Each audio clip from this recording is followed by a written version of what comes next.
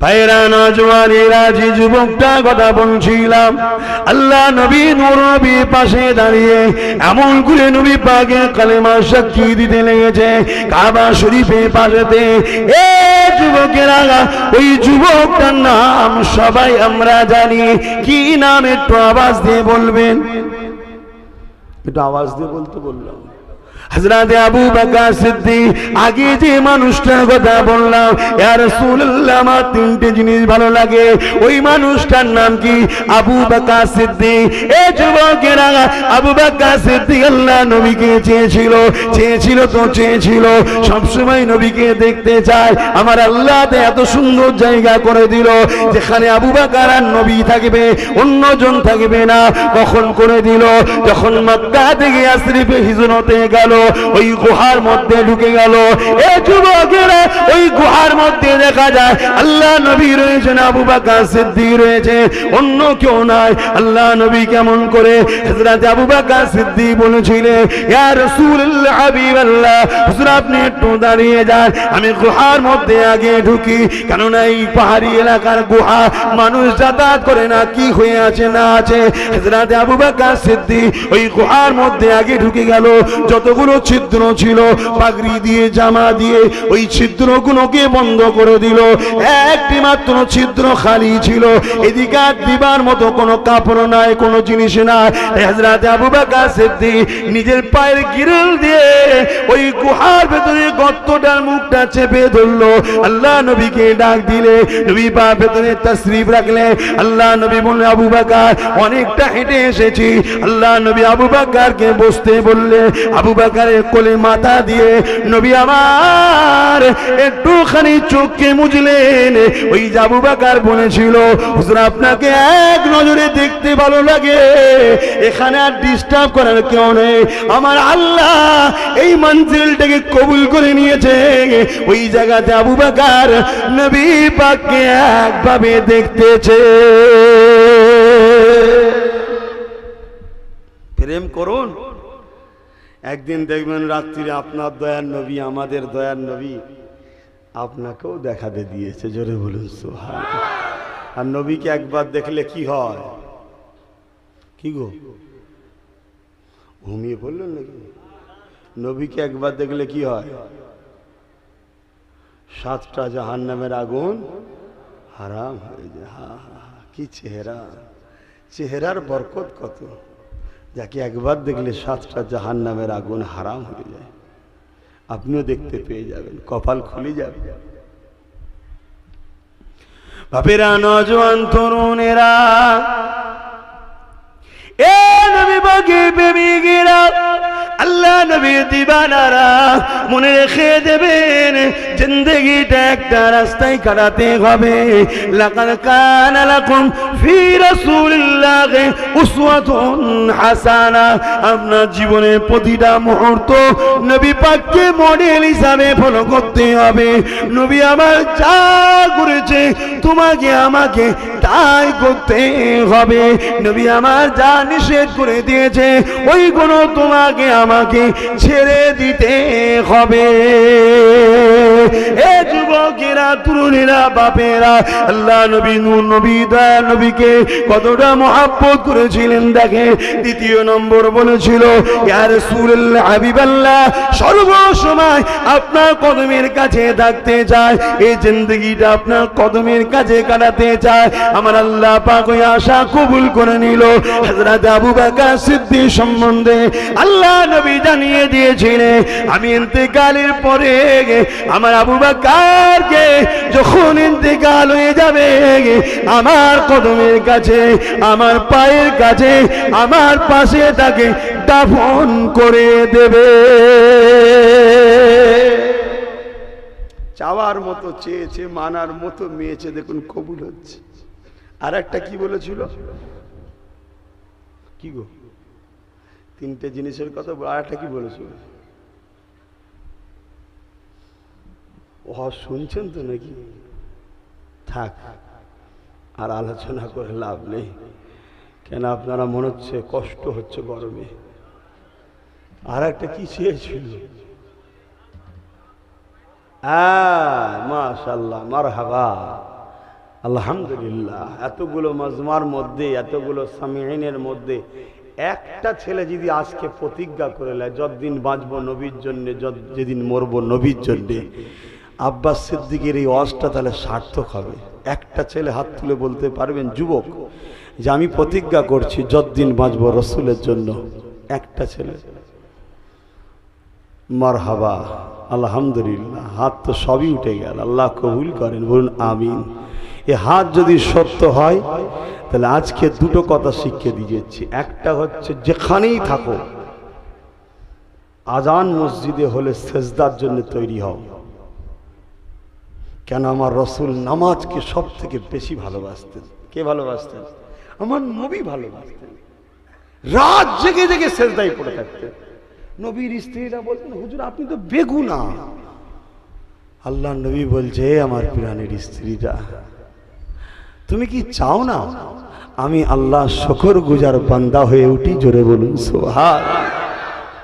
আমাকে বড় ভালো লাগে আমার আল্লাহর কুদরতি কদমে মাথা দিতে।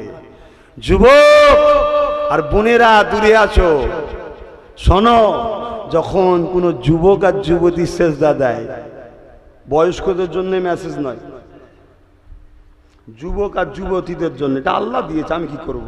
আপনারাও তো একদিন যুবক ছিলেন আর আমার মায়ের একদিন যুবতী ছিলেন, ঠিক না বেটি? যখন তারা ওই বয়সে সেজদা দেয়, আল্লাহ বলে এই ফেরেশতারা কি করছে? আল্লাহ জানে সব। ফেরেশতাদেরকে শোনাতে চাইছে। কেন? ফেরেশতারা বলেছিল, মনে আছে যে আল্লাহ এদেরকে তৈরি করুনি, এরা ঝগড়া করবে। ঠিকই বলেছে, ভুল তো কিছু বলেনি, কিন্তু আল্লাহ কেন তৈরি করছে? এমনও বান্দা আছে যারা সর্বসময় আল্লাহর জন্য দিবানাও হয়ে আছে। জোরে বলুন সুবহানাল্লাহ। তাই আল্লাহ পাক যখনই কিছু হয় বলে ফেরেশতা, ওরা কি করছে রে? ওই যুবক আর যুবতীটা, ও আল্লাহ সারা দুনিয়া ঘুমোচ্ছে, এখন বাজে রাত 2:30 কি 3টে, শুনছেন?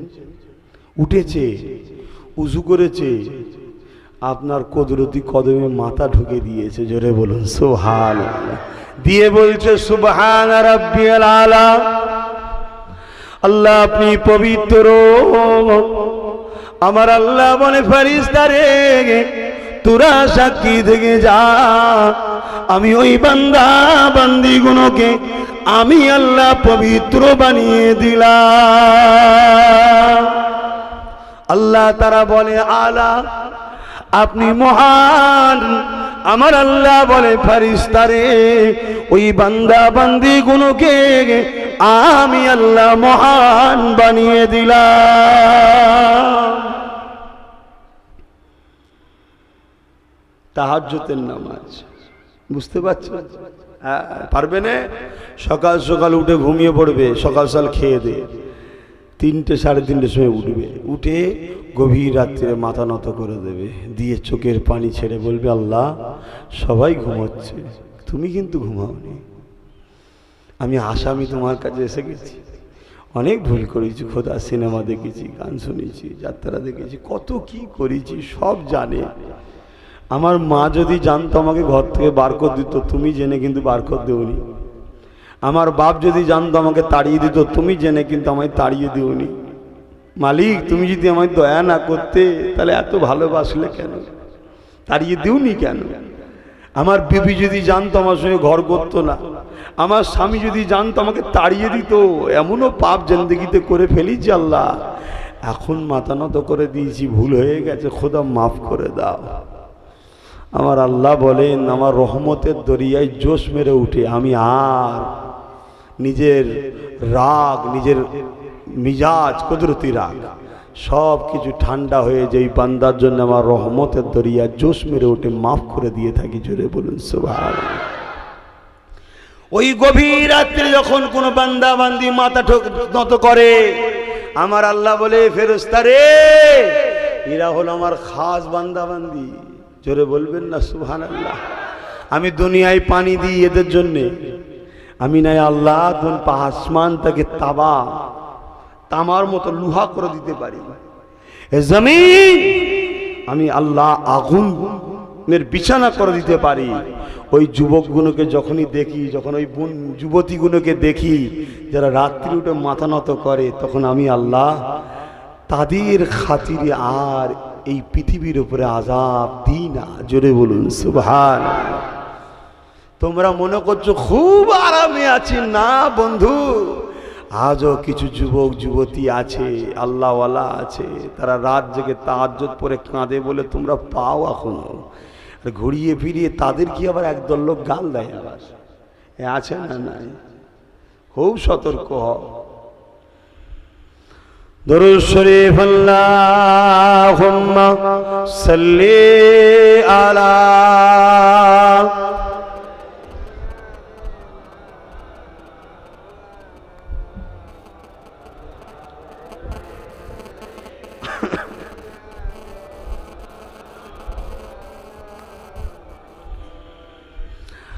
आने वालों ये तो बताओ शहर मदीना कैसा है। आने वालों ये तो बताओ शहर मदीना कैसा है। सर उनके कदमों में रख कर झुक कर जीना कैसा है।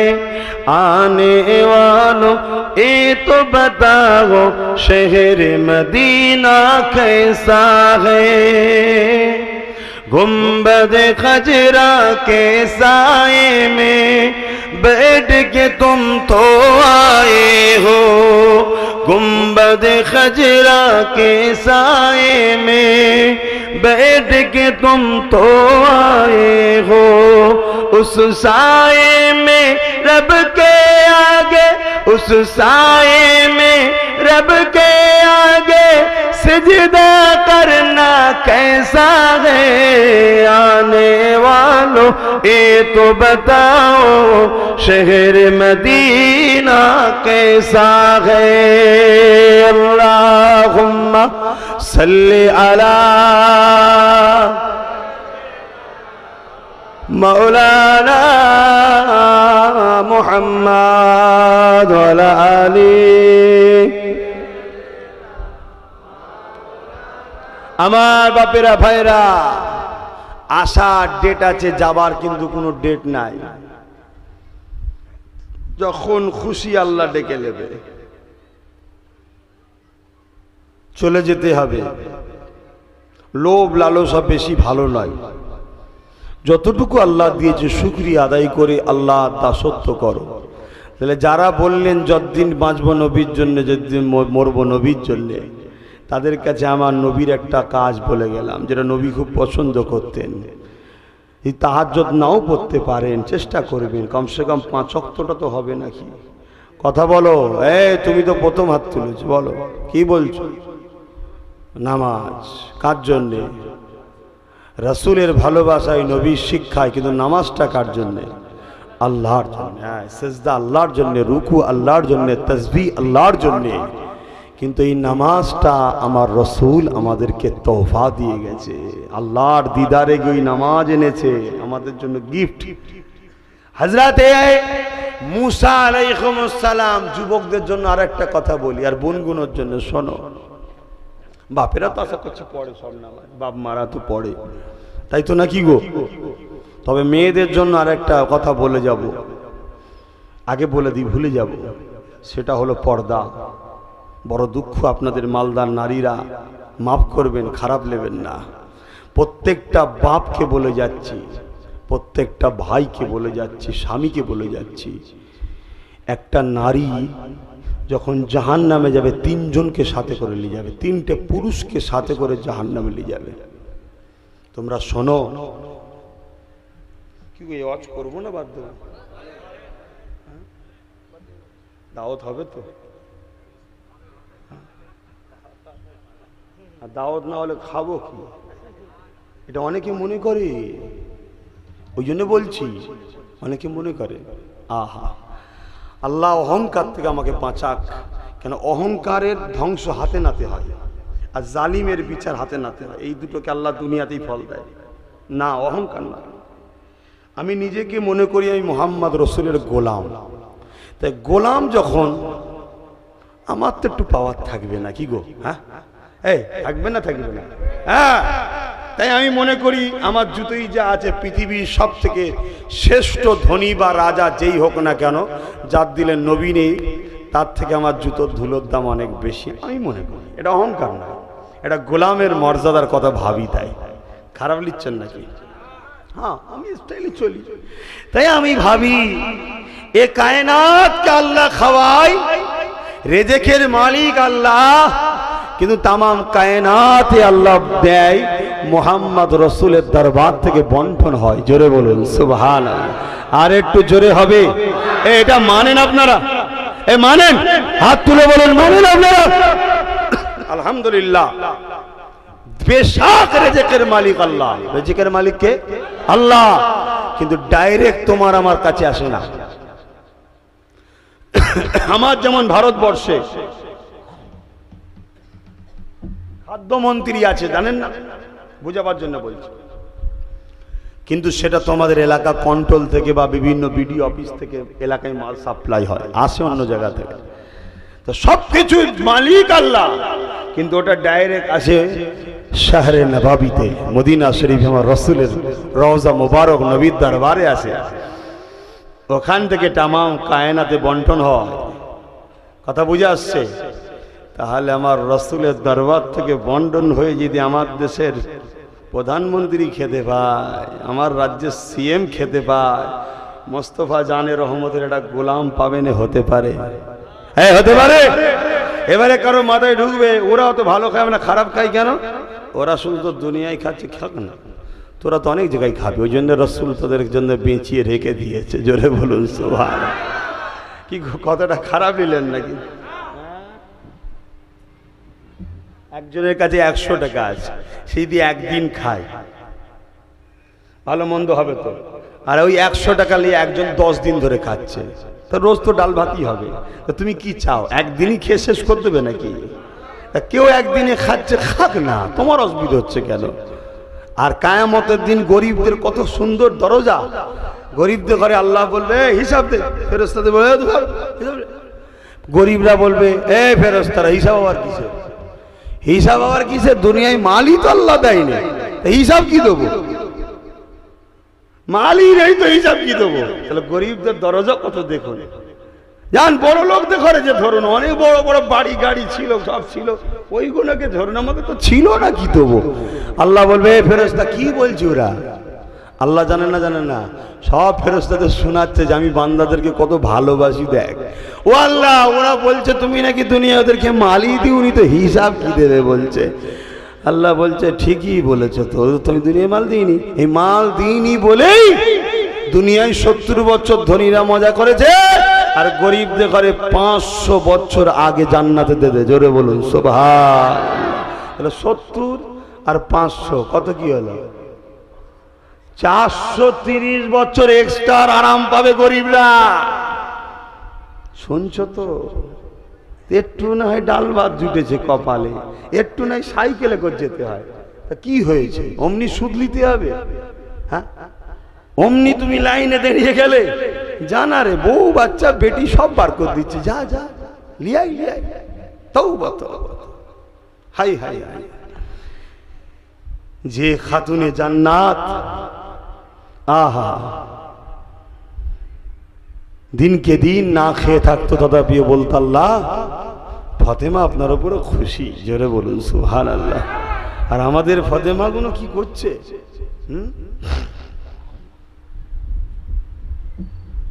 ভাইরা আমার, যেতে হবে।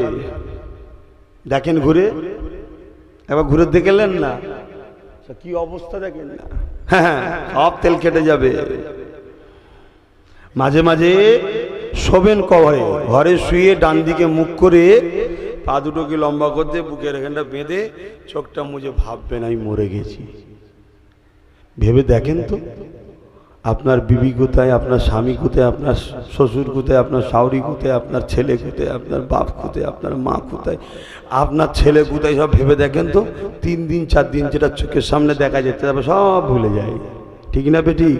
আর ওইখানে তোমাকে জ্ঞাদন খেতে হবে, ওইখানে একবার করে মারবে 70,000 বা 70 ফুট নিচুই নেমে যাবে, আবার তুলে আনবে, বিকট চিৎকার করবে কবরে। আল্লাহ বলবে, ফেরেশতা বলবে, ওগো আল্লাহ আমার মায়া লাগছে, এত জোর কাঁদছে। আল্লাহ কানে কালা করে দেবে পেট, আবার পিটানি চলবে। চোখে দেখতে পেতে ছটফট করছে, চোখেও কানা করে দেবে, পিঠে যা শুধু। কি ভাবছো জীবনে এইটা কি করে হয়? এই অন্যায় হচ্ছে, অন্যায় হচ্ছে। হ্যাঁ, নেমো খারাম। আল্লাহ দিয়া চোখ দিয়ে আল্লাহর বিরুদ্ধে কাজ করি, আল্লাহ দিয়া কান দিয়ে আল্লাহর বিরুদ্ধে কাজ করি, আল্লাহ দিয়া হাত দিয়ে আল্লাহর বিরুদ্ধে কাজ করি, আল্লাহ দিয়া পা দিয়ে আল্লাহর বিরুদ্ধে কাজ করি। নেমো খারামি করবে, আল্লাহ ছেড়ে দেবে? এরপরও আল্লাহ বলেছে, যুবক যুবতী, এ বান্দা বান্দি, যতই গুনাহ করিস না কেন, 1 পৃথিবী, 2 পৃথিবী, 4 পৃথিবী, 10 পৃথিবী, আমি আল্লাহর রাগ নেই তোদের উপরে। ফিরে আয়, তওবা কর, তওবা কর, নত হ, ক্ষমা চা। যে নত হয় না, ক্ষমা চাই না, ওদের উপরে আল্লাহর রাগ। ভুল তো মানুষ করবে, তাই তো আল্লাহ বলছে আমার নাম গফুর, আমার নাম গফফার। কিন্তু আফসোস লাগে, এই সব মাহফিলগুলো হলো একদল ছেলেরা এসে বসতে চাই না, আমাদেরই ছেলে, ওখানে বসে কি করবে? এই সব ফকির সাহেব গুনে আসবে, হজ করে বাবারা নামাজ পড়, রোজারা, হজ কর, ওখানে যে কি করব? এই শয়তানগুলোকে দেখে বেশি ময়া লাগে, এদের কি দশা হবে। আর এগুলো ভুল হয়েছে, তারপরেও জুটেছে। এখন মনে মনে মনে মনে সব দিলটা কাঁদছে না, কাঁদছে না? কথা বলো, মনের মধ্যে ভয় ঢুকছে না, ঢোকে নে? সূরা রহমানের মধ্যে আল্লাহ বলছে, ওয়ালিমান খাফা মাকাম রাব্বিহি জান্নাতান, যারা আমাকে ভয় করে আমি আল্লাহ তাদেরকে 2টো করে জান্নাত দিই। জোরে বলুন সুবহানাল্লাহ, আরো জোরে বলবে না? তাহলে আমার আম্মা, বোন, বাপ, ভাইরা ভুল হয়েছে, কিন্তু এখন ভয় হচ্ছে। তাহলে কপাল ভালো না খারাপ আমাদের? হ্যাঁ, কিন্তু এরপরেও যারা ধরা দেয় না, কোনদিন তওবা করবে না, কোনদিন ফিরে আসবে না, কোনদিন হক ওলিদের দরবারে যাবে না, কোনদিন আলেমে হাক্কানীদের সোহবতে বসবে না, মুজাদ্দিদ জামানকে পিয়ার করবে না, ওলি আউলিয়াদের কাতারে থাকবে না, তাদের দেখে আফসোস হয় যে হাই রে হাই রে হাই রে, এদের কি হবে দশা। ভুল মানুষের হয়, পরিবর্তন হও। তাই আমি আশা রাখবো আমার যুবক ভাইরা, আমার বোনেরা, নামাজ যেন কাজা না হয়। যেখানেই থাকো, মসজিদ যদি দূরে হয়, যেতে গিয়ে তোমার সময় লাগছে, এটা কাজে ব্যস্ত আছো, ওখানেই মুসাল্লা বিছিয়ে দাও। আল্লাহ আকবার। আর যখন ফ্রি সময় থাকবে, জামাতে পড়ো, 27 গুণ সব বেশি। কাজা করো না। ঘুম ভাঙেনি, ঘুম ভেঙেছে, ওঠো, শরীর নাপাক থেকে গোসল করো, উযু করো, তখনই নামাজ পড়ো। শুনছেন না? মশলা বেশি দেবেন না। মশলা দিয়ে দিয়ে আর তরকারি খাবার মতো উপায় নেই, এত মশলা মেরেছে। মশলা দেবেন না। আল্লাহর দাসগুণ আল্লাহর দিকে ফিরে আসুক, আল্লাহর দিকে ফিরে আসুক, আল্লাহর দিকে ফিরে আসুক। একদিন দেখবেন টাইমে চলে যাবে। এখন টাইম পার করে যাচ্ছে, একদিন টাইমে চলে আসবে। কেন? দিল কা মামলা আল্লাহ জানে, ঠিক না বেটি? তুমি দুনিয়ায় হয়তো কিছু কাঁচা পয়সা ইনকাম করে নেবে, দুনিয়ার মানুষ হয়তো তোমাকে আব্বাস সিদ্দিকী আশিকে রাসূল বলে হ্যান ত্যান বলে তোমায় নিয়ে চলে যাবে। দুনিয়া কদিনের? আজ দ্বিতীয় জলসাটায় যেতে পারবো কি কোনো গ্যারান্টি নেই, তার আগেও মৃত্যু হয়ে যেতে পারে, ঠিক না বেটি? টাইম আমার 11টা পর্যন্ত, বাজে 10টা 5। আর কিছুক্ষণ বলবো না, দোয়া করে দেবো। এই 11টা পর্যন্ত আমি বাঁচবো কি কোনো গ্যারান্টি নাই। 5 হয়েছে, 10 পর্যন্ত থাকবো কি কোনো গ্যারান্টি নাই। কিসের এত নেশা, কিসের এত বেখেয়াল যুবক? এ যুবকরা, তোমাদের জন্য আর বোনগুলোর জন্য আজ করছি। আল্লাহ কারে আমার বাপেরা বসে থাকবেন, দোয়া করেন। আপনারা তো আমার বাপ দাদাদের সঙ্গে ছিলেন, আল্লাহ কারে ভালো মানুষ আপনারা। তোমাদের জন্য আজ করছি, আর বোনগুলোর জন্যে। টিভি নিয়ে, গান নিয়ে, মোবাইল নিয়ে, সিনেমা নিয়ে, পার্ক নিয়ে ঘোরার জায়গা তোমার আমার জন্য নয়। অন্য কেউ খুঁজছে না খুঁজছে, আমাদের দেখা দরকার নেই। কেন? তোমার আমার জন্য আল্লাহ 8টা জান্নাত তৈরি করে রেখেছে। আমার যুবক বান্দারা, আমার যুবতী বান্দিরা, তোদের জন্য তো জান্নাত বানিয়েছে। আয়, জান্নাত যেতে চাস? হ্যাঁ, আল্লাহ চায়। যা আমার নবীর কদমে যা, যা ওখানে যা, যে ওখান থেকে নিজেকে আলো কর, পাক কর, পবিত্র কর। কেন? আমার পাক জান্নাতে নাপাক শরীর ঢুকবে না। কিভাবে পাক করতে হয় সব ওখানে দিয়ে দিয়েছি, ওখানে চল যা, আমাকে পাবি নি তোরা। ওখানে যা, ওখান থেকে যে সবকিছু শিখে নিয়ে জান্নাতে ঢোক, জান্নাতে ঢোকার পরে 70,000 পর্দা সরিয়ে দিয়ে আমি তোদেরকে সালাম দেবো, তখন পাবি। জোরে বলুন সুবহানাল্লাহ, আরো জোরে।